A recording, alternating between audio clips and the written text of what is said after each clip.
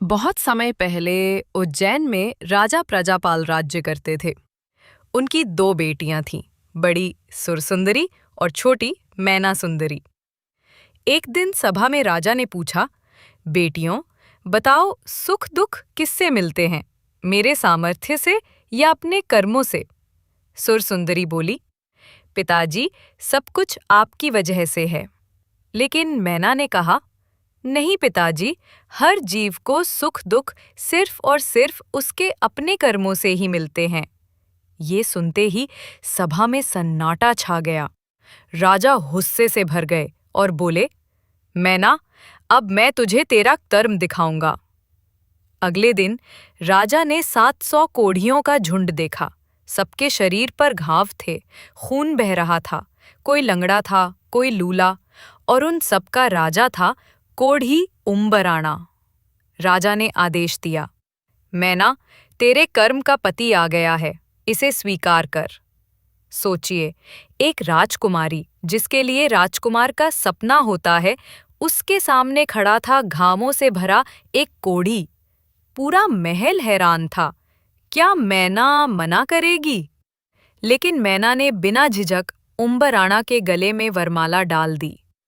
उम्बराणा रो पड़े और बोले, सुंदरी, मुझे पति मत मानो, तेरी सुंदरता मेरी बीमारी में नष्ट हो जाएगी। लेकिन मैना ने आंखों में आंसू लिए कहा, प्राणनाथ, जैसे सूर्य कभी पश्चिम से नहीं उगता, वैसे ही सती स्त्री कभी पति धर्म से पीछे नहीं हटती। अब सवाल ये था, उम्बराणा जन्म से कोढ़ी क्यों थे?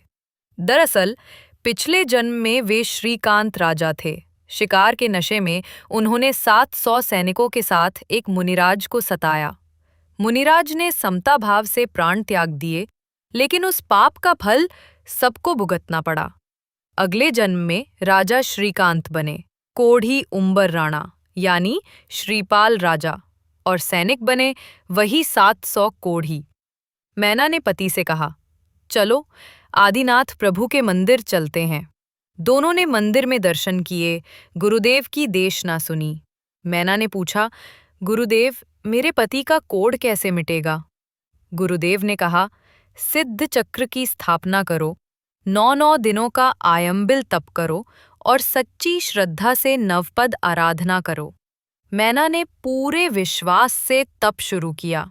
हर दिन भक्ति, हर दिन आयंबिल, हर दिन आराधना, और फिर 9वें दिन चमत्कार हुआ। उम्बराणा का सारा कोढ़ मिट गया और वे तेजस्वी, कांतिमान श्रीपाल राजा बन गए। जब दोनों घर लौटे तो मां ने गले लगाकर आशीर्वाद दिया। श्रीपाल और मैना ने अपने बाकी 700 साथियों को भी उसी तप से रोग मुक्त कर दिया। वर्षों बाद बड़ी बहन सुरसुंदरी भी अपने दुखों से तंग आकर लौटी, और तब उसे भी समझ आया, सुख दुख सिर्फ और सिर्फ कर्मों का फल है। इस कथा से हमें क्या सीख मिलती है? सुख दुख कभी दूसरों की वजह से नहीं आते, वो हमारे ही कर्मों का फल होते हैं। और अगर श्रद्धा सच्ची हो तो असंभव भी संभव हो जाता है।